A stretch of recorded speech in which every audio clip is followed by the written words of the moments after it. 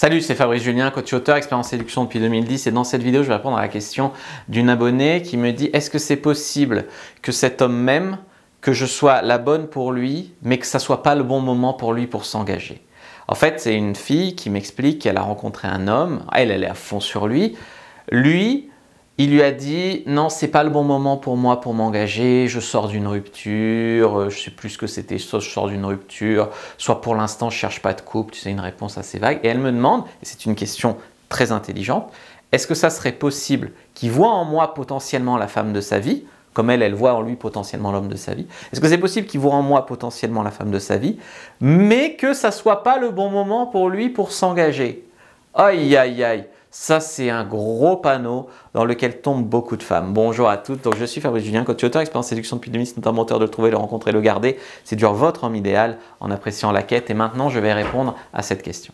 Donc comme ça, il ne cherche pas de couple pour l'instant, mais il te le dit. Comme ça, il ne souhaite pas s'engager pour l'instant. Ce n'est pas le bon moment pour lui, mais il te le dit. Le truc, c'est qu'il te le dit. Le truc, c'est qu'en te le disant, et si toi, tu restes à coucher avec lui, à lui proposer de se voir, à lui faire des petits gâteaux, etc. Que le gars te dit: je ne veux pas de couple pour l'instant. Eh bien, il te l'a dit. Et si toi, tu le colles, si toi, tu te projettes, si toi, tu t'emballes, si toi, tu nourris l'espoir qu'il change d'avis un jour, qu'il finisse par tomber amoureux ou que, beaucoup plus naïvement, ça devienne le bon moment pour lui et que tu seras là, eh bien, tu te fourres le doigt dans l'œil jusqu'au coude. Oui, j'aime bien cette expression. La fille me demande: me dirait-il ça s'il y avait une petite chance que je sois la bonne à ses yeux? La réponse est évidemment non.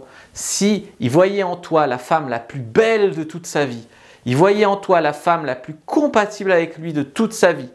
Et voilà, si moi je rencontre une fille qui est brune, aux yeux verts, qui fait à peu près ma taille, qui est mince, qui est, je sais pas, qui est médecin, qui est tout ça, qui est vraiment presque la femme parfaite à mes yeux, est-ce que je vais lui dire: non, désolé chérie, c'est pas le bon moment, tu comprends, pour moi, pour m'engager, c'est pas le bon moment? Bien évidemment que non, c'est une excuse qui te garde sous le coude. Tu comprends que s'il rencontrait, je sais pas, Penelope Cruz ou Margot Robbie, ou voilà, il lui dirait pas ça, parce qu'il saurait qu'en lui disant ça, il y a de fortes chances qu'il la perde. Parce qu'une femme qui se respecte, quand elle entend ça, elle quitte le gars, évidemment, elle arrête de le voir. Donc, il sait qu'en disant ça, il prend le risque de te perdre. Et si tu étais potentiellement la femme de sa vie, il ne prendrait pas le risque de te perdre. Quand il refuse l'engagement, quand il refuse de s'engager comme ça, parce que là, en fait, c'est pour l'instant, je ne cherche pas de couple, égal, en fait, je ne cherche pas de couple avec toi. Je ne veux pas de couple avec toi, évidemment. Si c'était Margot Robbie, comme j'ai dit, il lui dirait pas ça, ne serait-ce que pour coucher avec elle. Il lui dirait jamais ça. Donc ça veut dire qu'à partir de là, pas d'engagement, égale je cherche ailleurs si je ne peux pas trouver mieux.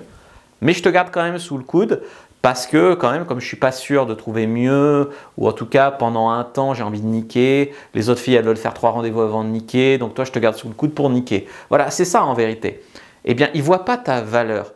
C'est quand même un énorme manque de respect, mais en même temps on peut saluer l'honnêteté. C'est qu'il te l'a dit. Il te l'a dit en disant: pour l'instant, machin, c'est pour atténuer le truc. C'est pour que ça ne te fasse pas trop mal, on est d'accord. C'est pour te garder sous le coude. C'est pas sincère. C'est pas: je me remets d'une rupture, continuons à nous voir et dans 2 mois, je serai prêt et je me mettrai en couple avec toi. On est bien d'accord que c'est pas ça. À aucune heure, c'est ça. Le piège, vraiment, c'est de s'accrocher 6 mois, 1 an, 2 ans à un gars comme ça, en espérant que ça devienne le bon moment pour lui, sur quels critères, en espérant qu'il tombe amoureux subitement alors qu'il n'est pas tombé amoureux jusque-là.